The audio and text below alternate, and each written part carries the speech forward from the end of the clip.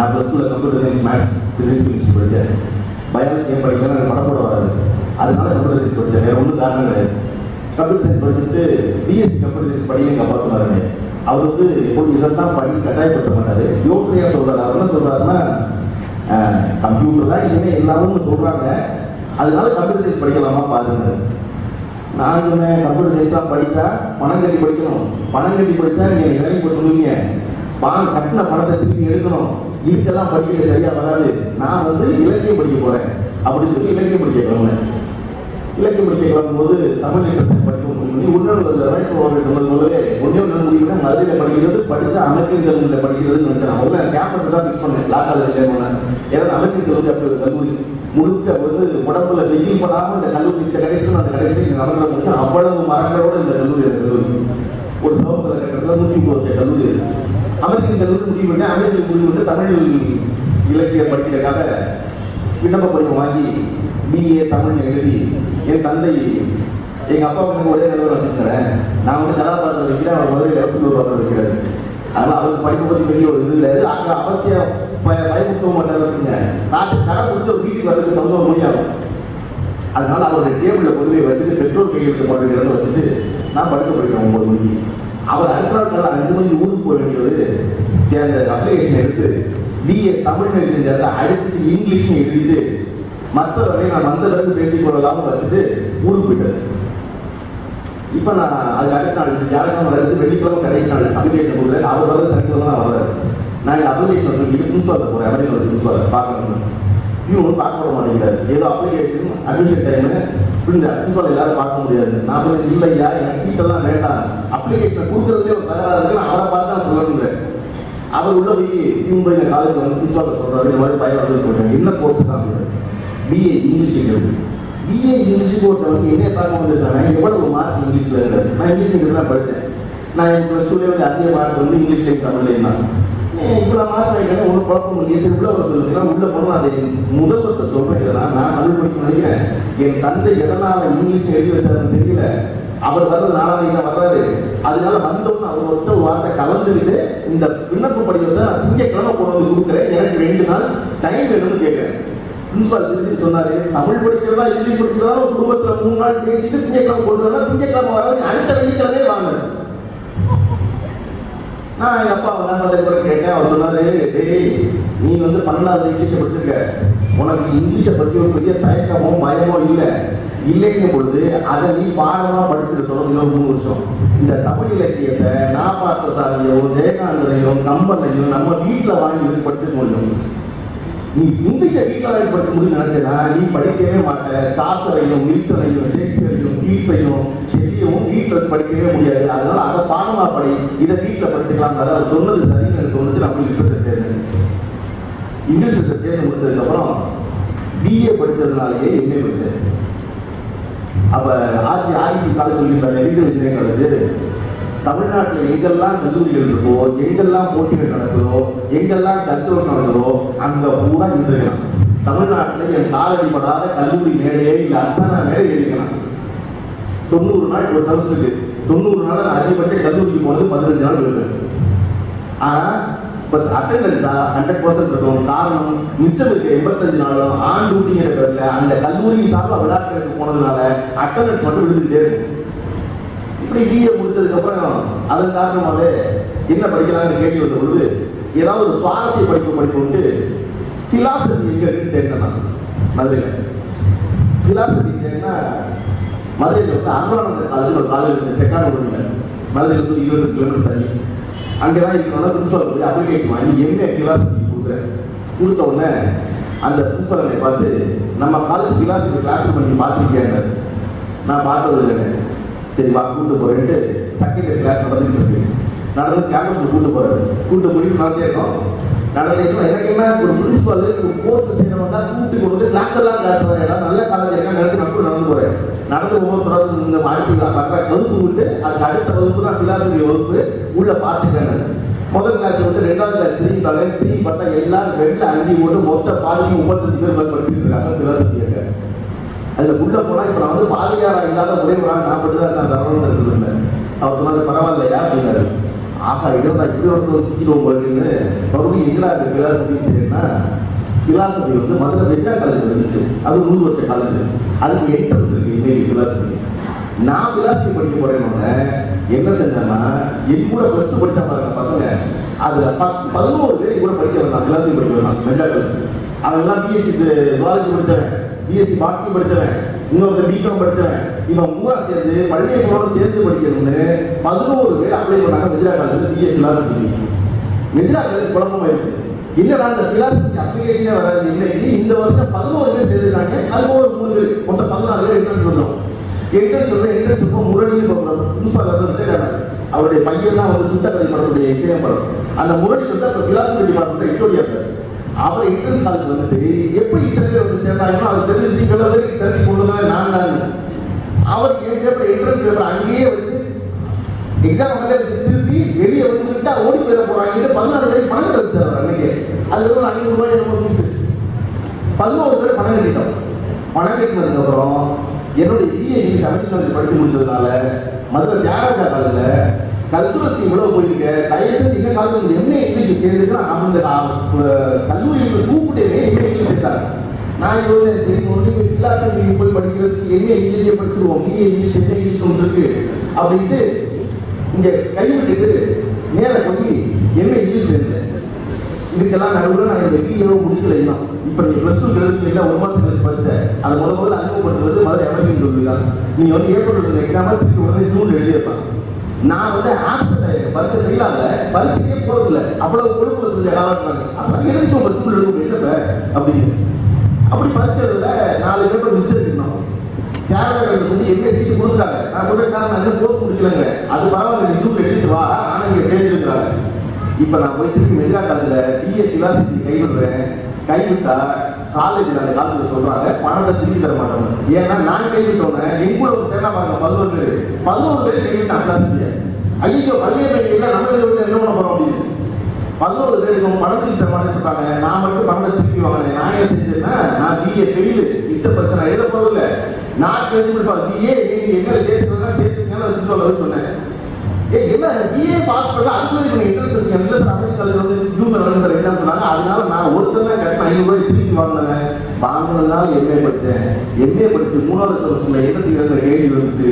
நிஜமாவே படிப்பை பற்றி நான் சிந்திச்சது 4 வருஷம் எனக்கு சிந்திச்சேன். என்னடா தெரிஞ்சு போனோம். நான் மறுபடியும் அப்பா போய் பணம் கேட்டேன். அப்போ இந்த பிரில்லியன்ட் ஆப்பிள் இன்ஸ்டியூட்லாம் வந்து கம்ப்யூட்டர் கோர்ஸ் பண்ணிட்டு இருப்பாங்க. நான் போய் கம்ப்யூட்டர் கோர்ஸ் படிக்கிறேன். அதை காசு கேட்டேன். எங்க அப்பா என்ன கேட்டாரு, ஏன்டா கேட்டால் 4 வருஷம் நான் படிக்க சொன்னேன், அப்ப படிக்க மாட்டேன், இப்ப வந்து மறுபடியும் வந்து ஏதோ ஒரு இன்ஸ்டியூட்ல போய் கம்ப்யூட்டர் சயின்ஸ் படிக்கிறேன்னு காசு கேட்கிறீங்க, படிச்சுட்டு என்ன பண்ண போறேன் கேட்டோம்னா நான் கடையை பார்த்துக்கிறேன். இந்த கடையை நான் மீன் பண்றேன். எப்படி நான் கடையை தான் வரப்போறேன். வந்த அன்னைக்கு கையை எழுதிக்கிறீங்க, கம்ப்யூட்டர் வாங்கி வச்சா இந்த அக்கௌண்ட் கூட அதெல்லாம் வந்து கம்ப்யூட்டர்ல எழுதி படிக்கலாம்ல அப்படின்னு ஒரு சொல்றேன். அது எவ்வளவு அபத்த பதில் இப்ப புரியுது.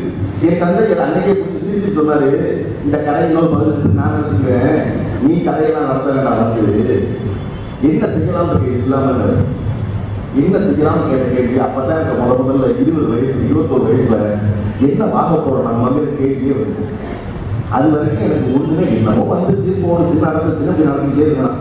நல்லா சௌரியமா எங்க அம்மா பிரமாதமா சமைப்பாங்க. எல்லா அம்மாக்களை போலவே மதுரை சுற்றி இருக்க எங்க ஊர்ல சொந்தக்காரன் யார் வீட்டுக்கு வந்தாலும் எங்க அம்மா பேர் நாகம்மா சமைக்கிற மாதிரி ஒரு சமையல் யாருமே சமைக்க முடியாது அப்படின்னு பாராட்டுவாங்க. அந்த சமையலை நான் உணர்ந்ததே இல்லை. ஏன்னா நான் 20 வருஷம் சாப்பிட்றதுக்கு இல்லை. ஏன்னா சும்மா வந்தாங்கன்னா உடனே நாகம்மா சமையல் பிரமாதம் இது சொல்லாமனாலே கூட வீட்டு வைப்பாய் காத்தா. இதை சொன்னா அதுக்கு என்ன அவசியம். இப்படி எல்லாம் வீட்டிலே சௌரியமா இருந்தாலும் 21 வயசுல என்ன வாங்க போறோம் கேள்வி வரும் பொழுது என் தந்தை சொன்னாரு, சினிமாவுக்கு நான் போயிடுறேன். அது வரைக்கும் சினிமா என்பது என் கனவல்ல, என் லட்சியம் இல்லை. நான் 5 வயசுல film பண்ணி அப்பாவோட ரேடியில் படம் ஓடி காமிச்சு அப்ப வந்து சினிமா இந்த பிளாஷ்பேக்லாம் எனக்கு கிடையாது. மதுரையில பொழுதுபோக்கு ஒன்றும் கிடையாது. மதுரையில பொழுதுபோக்கு வேண்டாம் நிறைய இருக்கு. மீனாட்சி கோயில், அழகு கோயில் வந்து இதெல்லாம் நிறைய இருக்கு. அதெல்லாம் வெளியூர்ல இருந்து வரவங்க, உள்ளூர்ல இருக்கவங்க அது பொழுதுபோக்கு கிடையாது. ஒரே வழி தியேட்டர் தான். அவ்வளவு சின்ன ஊர்ல நான் இருக்க 55 தியேட்டர் இருந்துச்சு. ரெகுலரா படம் பார்த்தா தந்தை தான் ஆரம்பிச்சேன். சினிமாவுக்கு வேணா போயாது. ஆனா இது பிரமாதமா இருக்கிறா அவரா சொல்றாருன்னு நான் யோசிச்சுட்டு சொல்றேன் அப்படின்னு. அவர் சொன்னாரு, சினிமாவை சேர்ந்தையோ என்னமாவது செய்யும், ஆனா முதல்ல வீட்டை விட்டு கிளம்ப வேண்டியது. இருக்காத வீட்டில் நீ என்ன முடிச்சுட்டு வீட்டில் இருக்காது வெளியே கிளம்புறேன்.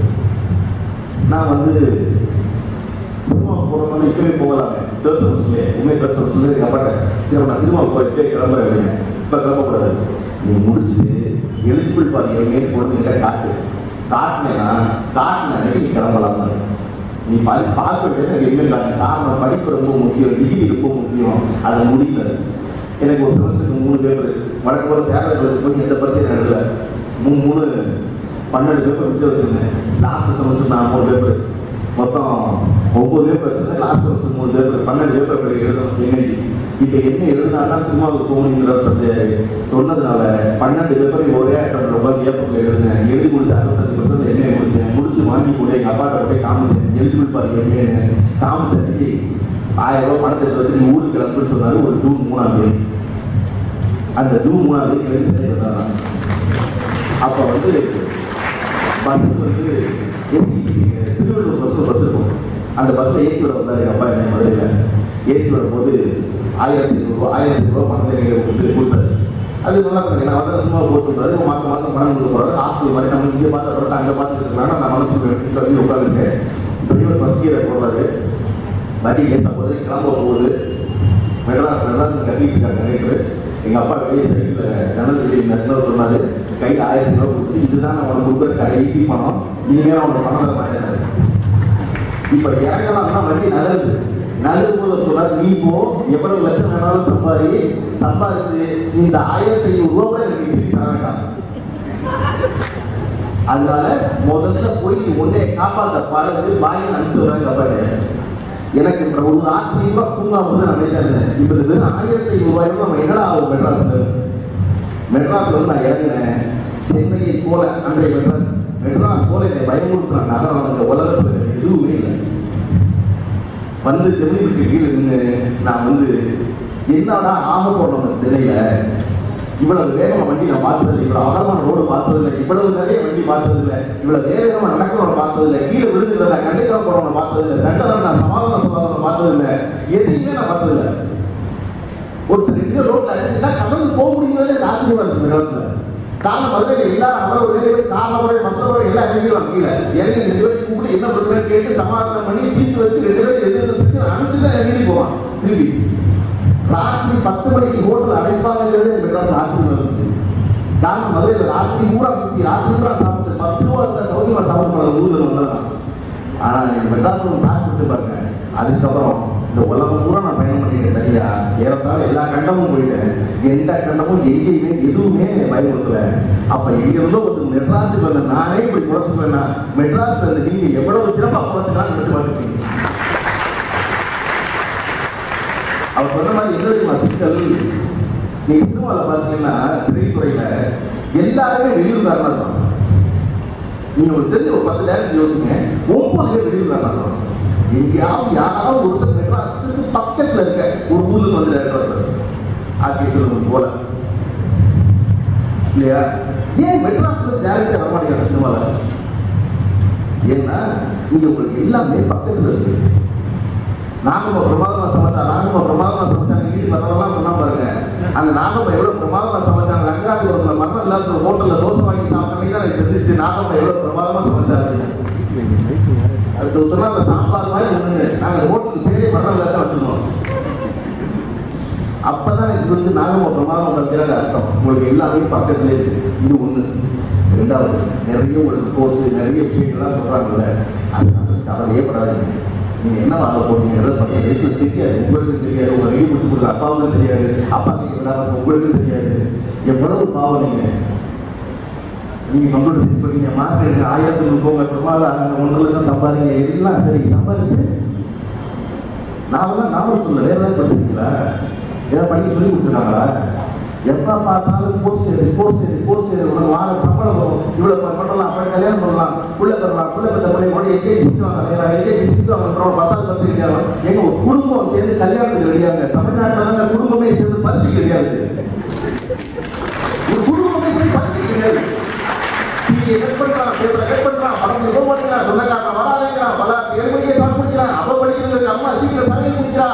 என்னடா காமெடி பண்றாங்க ஒரு நாட்டில். எல்லாரும் சரி குடும்பமா தெரியாது படிச்சு குடும்பமா போய் அனுப்புறது குடும்பமா ஆரம்பிக்கிறது குடும்பமா போய் சாப்பிடுறது நல்லதான் கவர்மெண்ட் அப்ப குடும்பமா உட்காந்து அழுகுது ஒண்ணுமே இல்லை. நாலு எதுவும் மாதிரி தான் வருவேன் பிளஸ் டூல 59 60 பேர் வாங்குறதா சொல்லி கொடுத்தாங்க. அப்பதான் சொல்லி கொடுத்தாரு வகைக்கும் வாங்கிக்காத மாற்றுப்பாரு பாஸ் பண்ணி போதும் காரணம் படிச்ச முட்டாளி 10 பேரை தினசரி நான் பார்க்கிறேன் படிச்சு கொடுத்தது 1150 ஆமாம் சார் அவனை விட்டுருங்க அப்படி வேற சொன்னாரு எப்படியாவது கோர்ஸ் எடுத்துருக்காரு முதல்ல அவனை 3 வருஷம் எங்கேயாவது படிக்காம சும்மா சொல்லுங்க என்ன ஆனா ஒரு 1280 என்ன சொன்னாங்க ஆசிரியர் கிடைக்கலாம் பார்த்தா காரணம் எழுதி 10வது 11வது 12வது 3 வருஷம் கூட்டினாலே அவ்வளவு வராது. நீங்க வெளியே ஒண்ணுமே படிக்காம இவ்வளவு படிச்சு முடிச்சு என்ன வாங்கிங்க உங்களை சொல்லி சொல்லி கொடுத்துருப்பாங்க 10வது மட்டும் படிச்சது கவர்மெண்ட் எக்ஸாம் பாஸ் பண்ணிட்டா அப்புறம் யாரும் கேட்க போறாங்க பாருங்க. பிளஸ் 2 படிக்கும்போது பிளஸ் 2 மட்டும் படிச்சு அன்னைக்கு மார்க் வாங்கிக்கலாம் அப்புறம் காலேஜ் 4 வருஷம் நீ மாதிரி ராஜ மாதிரி நான் மாதிரி இருக்கலாம். காலேஜுக்கு வந்தோன்னே 4 வருஷம் காலேஜ் கேம்பஸ் இன்டர்வியூல செலக்ட் ஆகிட்டேன்னா அப்புறம் யாரு கேட்க போறாங்க. கேம்பஸ் இன்டர்வியூ செலக்ட் ஆனவங்க இப்படியே ஒத்தையாச்சு அதை கல்யாணம் பண்ணு கல்யாணம் நீயாச்சும் முடிச்சாச்சு யார் கேட்க போறாங்க. கல்யாணம் பண்ணவன இன்னும் புள்ள பெறலையா ஒரு புள்ளை பெற்று முடிச்சவனை யார் கேட்க போறாங்க. நீ மாதிரி பேசலாம் கழுத்துக்கு யாருக்கு கேட்கிற மாதிரி முன்னாடி ஒண்ணு கட்டிக்கிட்டே இருப்பாங்க. நீங்க கத்தியெல்லாம் போயிட்டே இருக்கீங்க பின்னாடி வருஷம் 40,000. அதனால அயவு செஞ்சு ஏதாவது வெளியே படிக்கணும். அது ரொம்ப முக்கியம். படிக்கிற கூட்டமே இல்லையா எந்த கோர்ஸ் ஆளே இல்லையோ அதை போய் படிக்கிறேன் சந்தோஷமா இருக்கு. பேசணும் ஒரு 20 பேர் இருப்பான் வாத்தியாவும் நேரடியாக பேசலாம் பாடம் சம்பந்தப்படாத வெளி விஷயங்கள் பேசலாம் வேற வேலைகள் பார்க்கலாம் நிறைய நேரம் ஜியாலஜின்னு ஒரு கோர்ஸ் இருக்கு யாருமே படிக்கிறது இல்லை. ஜியாலஜின்னு ஒரு கோர்ஸ் இருக்கு. இந்த ஜியாலஜி கோர்ஸ் படிச்சிருந்தா தமிழ்நாட்டில் இந்த ஊர்லாம் மண்ணில் இருக்க மாட்டாங்க. எல்லா நாட்டையும் மண்ணுல ஐயா நல்ல கண்ணி அவங்க தெரிஞ்சுங்க நல்ல கண்ணி எத்தனை பேர் தெரியுங்க நல்ல கண்ண கம்யூனிஸ்ட் தலைவர் தெரிஞ்சவங்களுக்கு நம்ம என்ன பஸ் போயிட்டு இருக்காரு சரியா அவர் வயசு 52 தனியாக நடந்து போயிட்டு இருக்காரு.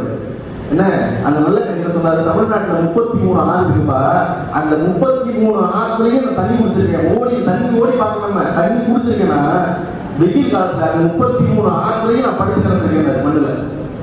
ஏன் இந்த வயசுல ஒவ்வொருத்தரும் எங்க மண்ணெல்லாம் போய் பார்க்கறது கொண்டீங்கிற போது சொன்னாரு இத்தனை நதியையும் அந்த ஆற்றையும் தண்ணி குடிச்சிருக்கேன் இத்தனை ஆற்றையும் படிச்சுருக்கேன் அப்ப நான் போகணும் இல்லை. அப்ப ஒரு ஆற்று மண்ணுன்றது எவ்வளவு சிக்கல் நாட்டு போது எவ்வளவும் ஜியாலஜி படிச்சுட்டு அவன் எவ்வளவு நல்லா சொல்ல முடியும் அவனுக்கு எவ்வளவு தெரியும் இல்லையா. அந்த ஜியாலஜி படிக்கவே இருக்காருங்க கோர்ஸ் இல்லை மொத்தம் 2 நிமிஷம் எனக்கு கோர்ஸ் முடிக்கும். இப்ப அதுவும் 6 வயசு விட்டுட்டு மூடிடுவாங்க. அதுமே கலை கல்லூரி கலை படிப்பை பூரா சாதிச்சாச்சு. இது பிரச்சனை இல்லை. சினிமாவில் எல்லாருமே இன்ஜினியரா இருக்காங்க டெலிவிஷன் மீடியாவில் எல்லாம் இன்ஜினியரா இருக்காங்க பத்திரிகை துறையில் எல்லாரும் இன்ஜினியரா இருக்காங்க. ஏன்னா 20 வருஷமா தமிழ்நாடு இன்ஜினியர் மட்டும் தான் உற்பத்தி பண்ணிக்கிட்டே இருக்கு. வேற கோர்ஸே இல்லை. அதுக்குள்ள போய் படிச்சு அவனா முடிவு எனக்கு வேண்டாண்டான்னு நிக்க வரலாம் அந்த இடத்துல கைவிட்டு வர்றாங்க. அதனால படிப்பு ஒரு பெரிய பிரச்சனை இல்லை. பணம் சம்பாதிக்கிறா முதல்ல படிக்காதீங்க படிச்சுன்னா நல்லது. நாம படிக்காதீங்கன்னு சொல்லல சிரமப்படுத்திக்காதீங்க வாழ்க்கையை அப்பாவையும் சிரமப்படுத்தி நம்ம நீங்களும் சிரமப்பட்டு இவ்வளவு பணக்கிட்டியா படிக்க ஒருத்தரும் நீங்க யோசிச்சு பாருங்க. ஒவ்வொரு வருஷமும் இப்போ ஒரு பிள்ளைக்கு 1.5 லட்சம் ரூபாய் செலவாகுது படிக்கிறதுக்கு எல்கேஜில இருந்து இப்ப என்ன சொல்றேன் இது போக கூடு வச்சுங்க 12 வருஷத்துல 20 லட்சம் ரூபாய் சேர்த்து அவன் 20 லட்சம் ரூபாய் வச்சு தொழில் பண்ணி ஆரம்பிச்சு வச்சுக்கங்க அவன் மிச்சம் கொடுத்து பிரமாதம் தான் ஆயிடும். இந்த படிப்பு 1000 பேருக்கு அது ஒண்ணுமே ஆக மாட்டாங்க.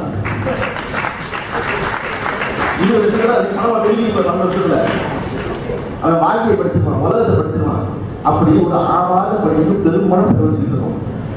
நம்ம திருப்பி சம்பாதிக்கணும் படிக்காது. அவர் சொன்ன ஒரு பாயிண்ட் ரொம்ப பிடிச்சிருக்கு. 5 வருஷத்துக்கு மோசம் நாளைக்கு ஏன்னா என் தம்பி வந்து சொன்னா எங்க அப்பா வந்து எதையுமே கட்டாயப்படுத்தாதவர். சிஏ நான் நேரடியாக படிக்கிறேன் கல்லூரிக்கு போக மாட்டேங்கிறாரு. எங்க அப்பா எதையுமே கட்டாயப்படுத்தாதவர். சிசி இந்த வேலையை நான் செய்யாத போய் ஒழுங்காக காலேஜில் சேர்ந்தேன் எது வேணாலும் சரி ஆனால் காலேஜ் சேரு காலேஜுக்கு போனாதான் 40 பேரோட சேருவேன் ஆம்பளை பொம்பளை பழகுவீங்க காலேஜுக்கு காலேஜோட அனுப்பிட்டு போவான் தகவல் நடக்கும் சண்டை போடுவீங்க சண்டை கிடைக்கும் வீட்டுக்கு ஒரு உதவ முடியுங்க.